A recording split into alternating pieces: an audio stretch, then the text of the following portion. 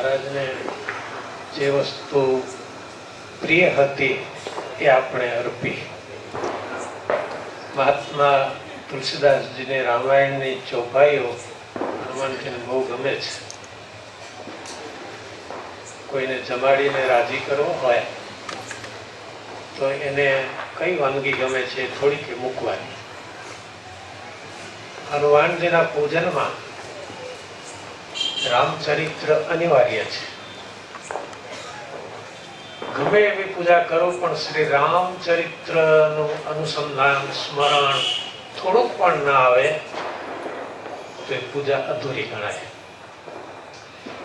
આપણે રામાયણના બે પ્રસંગો સેજ યાદ કરીશું. એક છે કિષ્કિંધા કાંડનો અને બીજો છે સુંદરકાંડ. શ્રી રામ લક્ષ્મણ જ્યારે સીતા શોધ નિમિત્તે વનમાં વિચરતા હતા અને બે ભાઈ વચ્ચે ઝઘડો હતો, વાલી અને સુગ્રીવ વચ્ચે.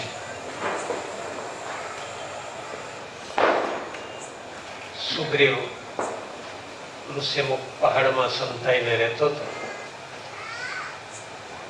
શ્રી રામ લક્ષ્મણને જોઈને હનુમાનજીને કહ્યું, પેલા બે જણ કોણ છે તપાસ તો કર. હનુમાનજી સુગ્રીવના સચિવ હતા એ વખતે. હનુમાનજી બ્રાહ્મણનો વેશ લઈ અને શ્રી રામજીની પાસે આવે છે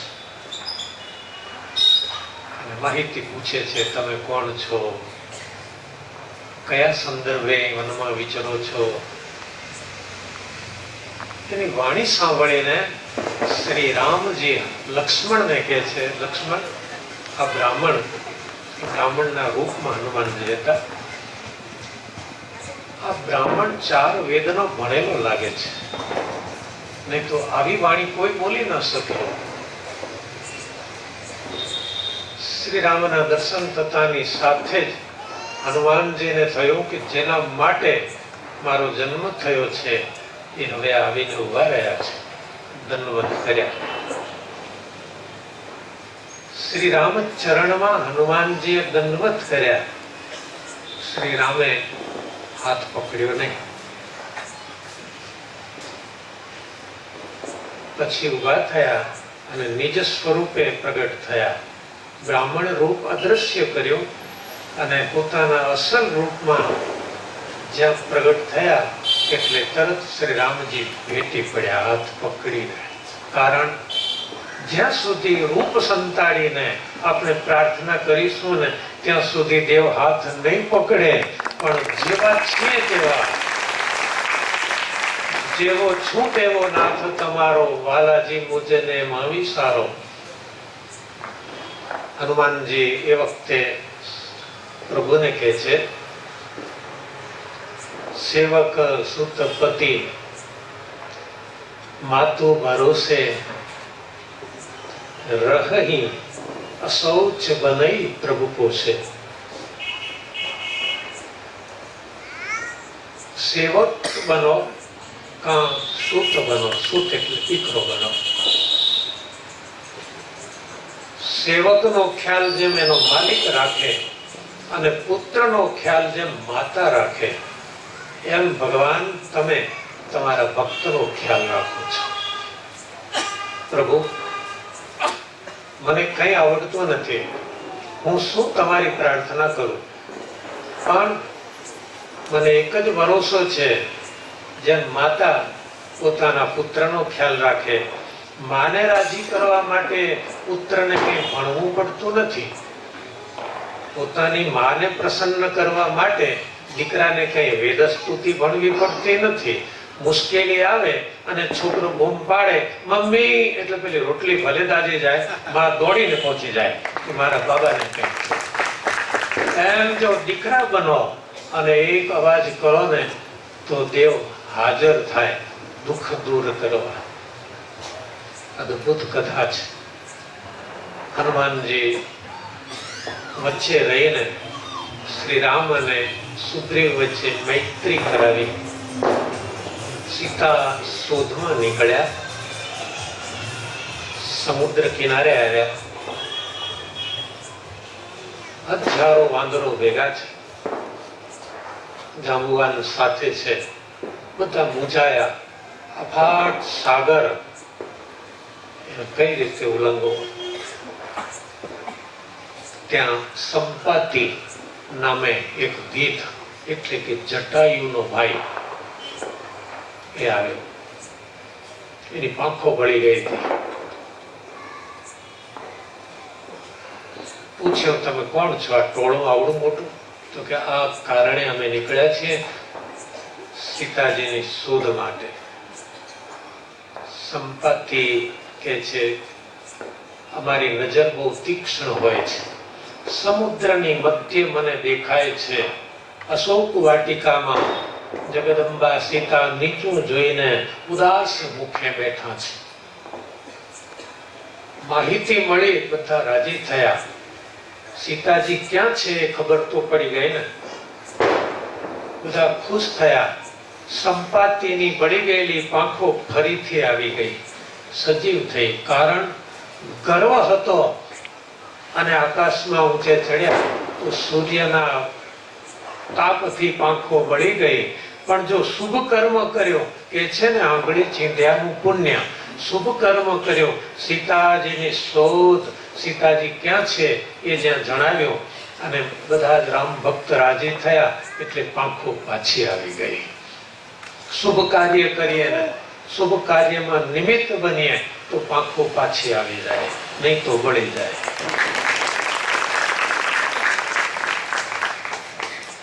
પ્રસિદ્ધ કથા છે, હનુમાનજી સમુદ્ર ઉલ્લંઘન કરી કૂદી લંકા પહોંચ્યા, જગદંબાને મળ્યા. શ્રી રામજીએ આપેલી મુદ્રિકા એટલે વીંટી આપી. રાવણનો બગીચો ઉજ્જડ કર્યો. પકડાયા, જાણી જોઈને રાવણના મહેલમાં ગયા. રાવણ તો કે છે મારી નાખો, પણ મંત્રીઓએ કહ્યું દૂતને કોઈ દાડો મરાય નહીં. રાવણ કહે છે તો પછી એને ખંડિત કરીને, અંગ ભંગ કરીને મોકલો, ખબર પડે. બધા કે છે વાંદરાનું પૂંછડાનો પાંડો કરીને મોકલો, બાળી નાખો. અને પૂંછડું સળગાવ્યું. સીતાજીની પાસે રાક્ષસી ચોકીદારીમાં હતી. એ કે છે સાંભળ્યું સીતા? શું? પેલો વાંદરો બહુ તોફાન કરતો હતો અને પકડીને બાંધીને એનું પૂંછડું હવે સળગાવે છે.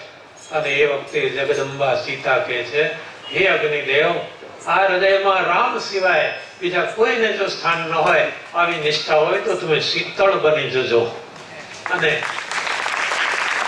હનુમાનજીના પૂંછડે જે અગ્નિ હતો એ શીતળ બની ગયો.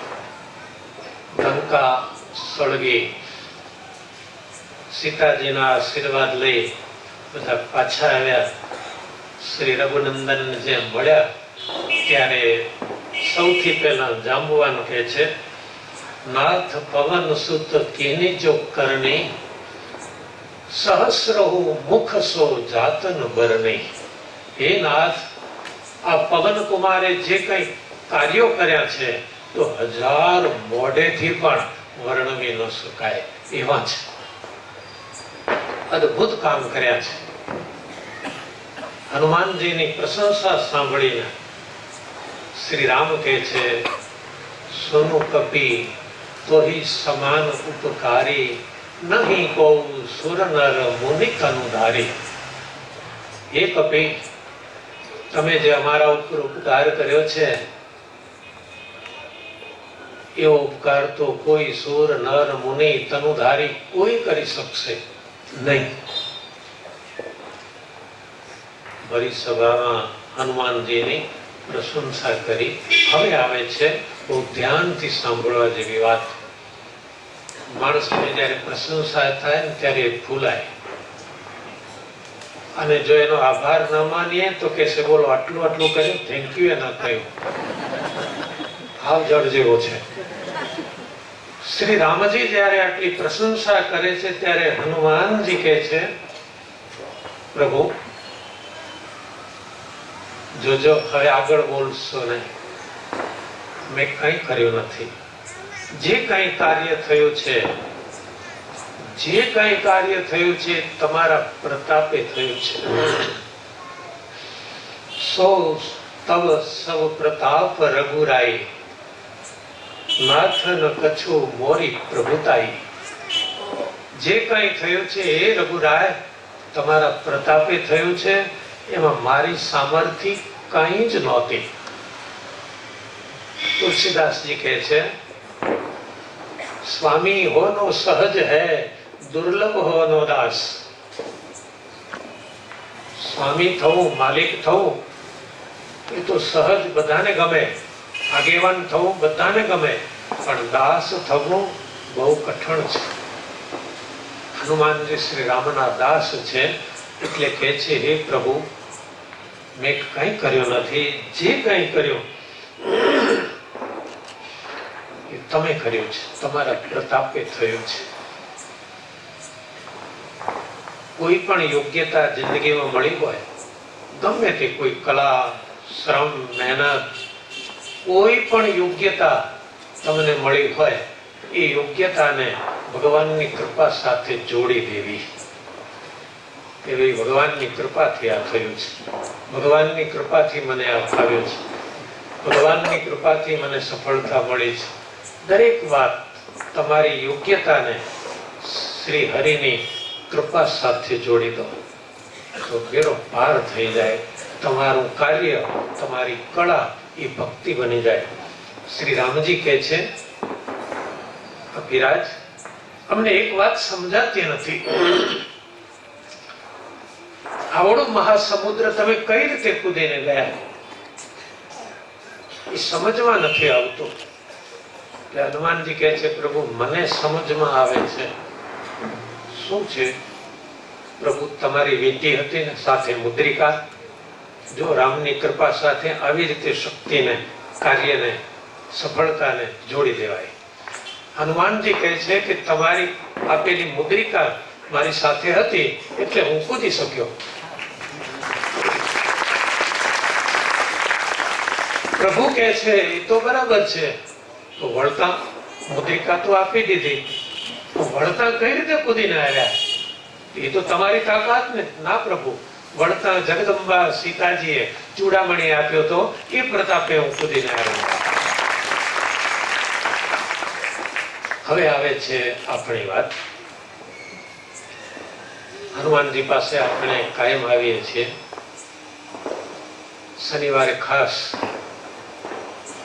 અહીં હનુમાનજી બિરાજે છે. તો ગોપાળાનંદ સ્વામીએ સારંગપુરમાં જે ઈશ્વર્ય અને પ્રતાપથી હનુમાનજીની સ્થાપના કરી, એ પ્રતાપ, એ મંત્ર, એ વિધિ વિધાન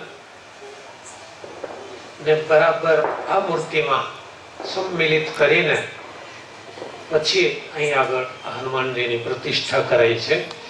એટલે એમાં એવો એક નિયમ બનાવ્યો છે. એ વખતે જેણે આ વિધિમાં સામેલ થયા હતા એણે કહ્યું કે આ હનુમાનજીની જ્યારે આરતી થાય ત્યારે આ કમ્પાઉન્ડમાં, આ દિવાલની અંદર જે કોઈ આવશે, પછી કોઈ પણ ખૂણે ભલે ઉભા હોય, પણ આ દિવાલની અંદર, આ દરવાજાની અંદર જે કોઈ હોય આરતી વખતે, એના આદિભૌતિક, આધ્યાત્મિક કોઈ પણ દુઃખ, ન સમજાય એવી પીડા એ આપોઆપ દૂર થઈ જશે.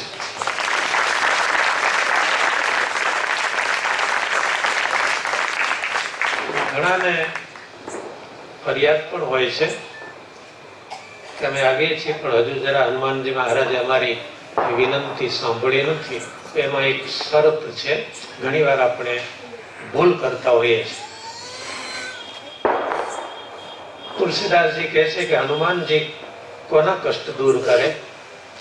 સંકટ તે હનુમાન છુડાવે. હનુમાનજી સંકટ એટલે દુઃખને દૂર કરે, મુક્ત કરી દે માણસને, ભક્તને. સંકટ તે હનુમાન છુડાવે, પણ શરત ને આધીન છે. કઈ શરત? તમને બધાને ખ્યાલ છે ને? મન ક્રમ વચન ધ્યાન ઉદલાવે. મન, કર્મ અને વચન. તમે હનુમાનજીની પ્રાર્થનામાં જયારે કે કોઈ પણ દેવની પ્રાર્થનામાં જયારે આપણે સંમેલિત થઈએ, હાજર થઈએ, ત્યારે આપણું મન, આપણું વચન, આપણી દ્રષ્ટિ અને આપણું કર્મ એટલે હાથ બંધ, એ પ્રાર્થના એ રીતે થાય. એમાં જેટલી ખામી, અને ઘણા ભક્તો અહીં આવીને કહી ગયેલા છે કે આરતી અને પ્રાર્થનાનું મોટું બોર્ડ ચિતરાવીને અહીં રાખીએ, બધાને હાથ જોડીને ના પાડે. કારણ ઘણા મંદિરોમાં મેં જોયું છે જ્યાં બોર્ડ હોય આરતીના કે પ્રાર્થનાના, તો ભક્તો ઉભા હોય, એની દ્રષ્ટિ ક્યાં હોય? એ બોર્ડમાં હોય સીધી. હનુમાનજી બનતી હતી. એટલે પહેલા તો અમે 15 વર્ષ સુધી કાગળિયા વેચ્યા હતા આરતી વખતે પ્રાર્થનાના. પછી વિચાર આવ્યો, હનુમાનજીએ જ પ્રેરણા કરી કે આટલી પ્રાર્થના, આટલી આરતી શું મુખપાઠ ન થઈ શકે? જો આરતી અને પ્રાર્થના મુખપાઠ હોય તો તમે એક ધ્યાનથી, એક દ્રષ્ટિથી, એકાગ્રતાથી હનુમાનજીની પ્રાર્થના કરી શકો અને તરત જ એ પ્રાર્થના સીધી નિજ સ્વરૂપે પહોંચી જાય છે. બાકી પહેલી પ્રાર્થનામાં તો ઘણા ભક્તો એવા હોય આખા બોલા એ કે તો પછી પુસ્તકો છાપ્યા શું કામ? ત્યારે એ ભક્તને એક જવાબ આપવાનો, બોર્ડમાં જોઈને પ્રાર્થના કરે એનો મને વાંધો નથી, એનો અભાવે નથી, ધન્યવાદ છે, એટલું એ કરે છે. પણ એક દલીલ, તમે એમ કહો તો પછી પુસ્તકો છાપ્યા શું કામ? તો એને એક જ જવાબ કે વિદ્યાર્થીઓના માટે પુસ્તકો સરકાર છાપે છે ભણવા માટે, પાઠ્ય પુસ્તકો. અને આપણા છોકરા જાણે મજૂર મહાજન હેડ્યા હોય એમ ખભે થેલા લઈ લઈને જાય છે. આટલા બધા પુસ્તકો સરકાર આપે છે, ભણવાના હોય છે, સ્કૂલે લઈ જાય છે. ઘેર પરીક્ષા હોય ત્યારે એ પુસ્તક લઈ જવા મળે? પરીક્ષા હોય ત્યારે એક ચિઠ્ઠી કે ચબરખી પણ નથી લઈ જવા મળતી. પ્રાર્થના અને પરીક્ષા એ બે સરખી સમજો.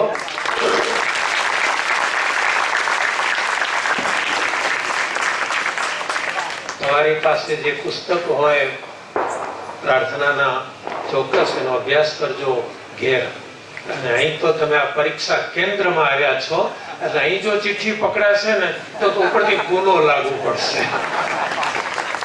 એટલે મહેરબાની કરીને જે કોઈ ભક્તને કદાચ કોઈ મારા જેવા ઢીલા પણ હોય ને, સર્વ સંન્યાસ સુરી ન જાણવી. દરેક સૈન્યમાં બધા બહાદુર ન હોય, કોઈ વિકણ પણ હોય. કોઈ મારા જેવા ઢીલાને કદાચ યાદ ન હોય તો મહેરબાની કરી અને હનુમાનજીનું સ્તોત્ર અને આરતીનું પદ એ જો મોઢે કરી દેશો, અને શનિવારના દિવસે આરતીના ટાઈમે, જો કે આખો દિવસ ગમે ત્યારે આવો, પણ એ વખતે તો પછી ડ્રોપ બોક્સ તમારી પ્રાર્થના બોક્સમાં નાખી જાઓ, હાજે હનુમાનજી જોઈ લેશે. પણ આરતી વખતે તો સીધે સીધો હાથ પકડીને સ્વીકારે છે. એક વાત છે, હાથ પકડીને કહ્યો ને એટલે યાદ આવ્યો. ઘટના બનેલી છે ઐતિહાસિક.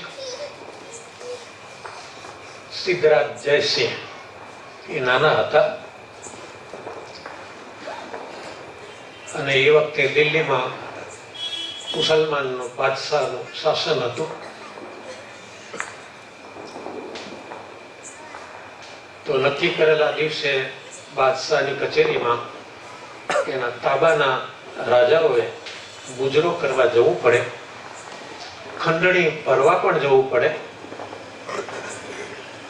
પણ જયસિંહ નાના હતા, ન મુજરામાં જઈ શક્યા, બબે વખત ન જઈ શક્યા, ખંડણી પણ બાકી. દિલ્હી દરબારમાંથી તેડું આવ્યું, ગમે તેમ થાય હાજર કરો. એટલે નાનકડા જયસિંહ દિલ્હી પહોંચ્યા. દરબાર ભરાઈને બેઠેલો બાદશાહ બેઠેલા, મોટી દાઢીના આજુબાજુ હથિયાર બંધ ચોકીદાર.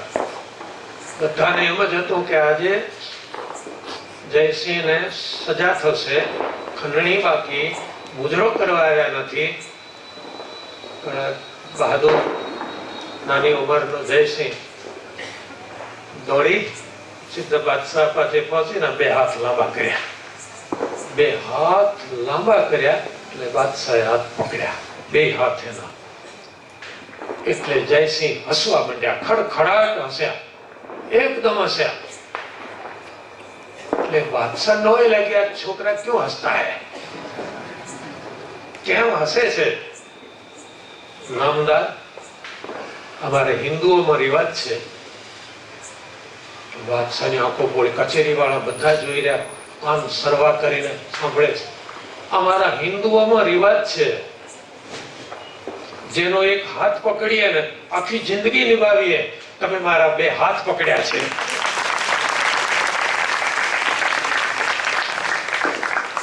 આ વાતથી, આ જવાબથી બાદશાહ એટલો ખુશ થઈ ગયો. ખંડણી માફ, મુજરામાં ના આવ્યા એ માફ, બધું માફ. એક વાર આવો આરતીમાં અને જરા હાથ લાંબો કરો ને,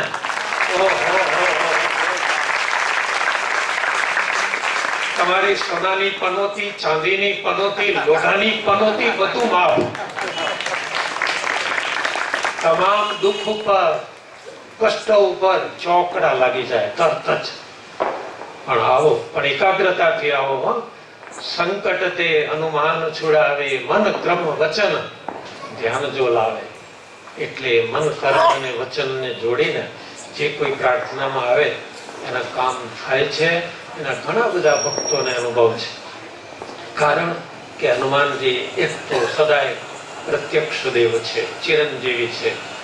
ભગવાન શ્રી રામજી પાસેથી વરદાન મેળવેલું છે કે તમારા ભક્તોના દુઃખ દૂર કરવા આ ધરતી ઉપર હું રહીશ, અને જ્યાં સુધી તમારી કથા આ ધરતી ઉપર હશે ત્યાં સુધી હું આ ધરતી ઉપર નિવાસ કરીશ.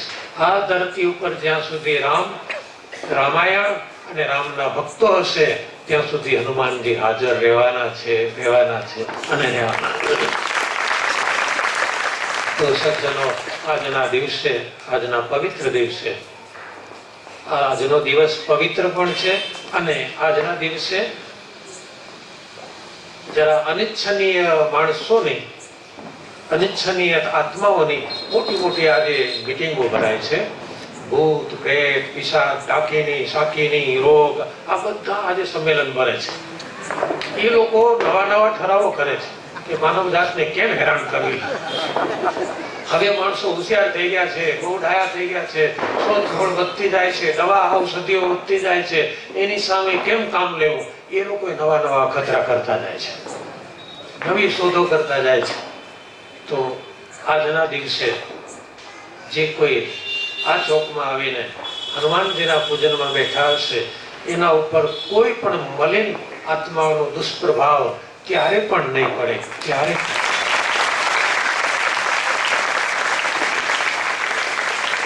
અને દુઃખ માત્ર શનિની પનોતી, એટલે દુઃખ માત્ર હનુમાનજીના ચરણ નીચે દબાઈ જાય છે.